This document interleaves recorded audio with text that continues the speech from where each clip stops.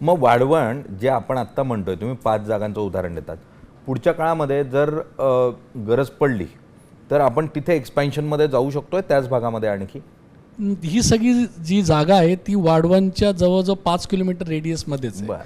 त्याच्यामुळे आपल्याला तिथे परत बंदर घेता येणार नाही. परंतु ह्या बंदरची जी आज क्षमता आहे ही आम्ही एक थंब रूलने तयार केली आहे, ज्याच्यामध्ये मोठ्या तंत्रज्ञानाचा वापर न करता 24 मिलियन TEUs आहे.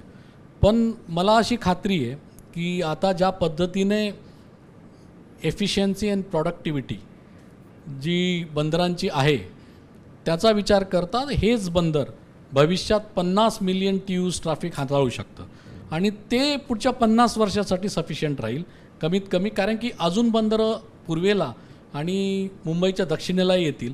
त्याच्यामुळे जो पश्चिम, उत्तर पश्चिम आणि मध्य भारत आहे याला वाढवण बंदर पुढील 50 वर्ष सेवा देत राहील.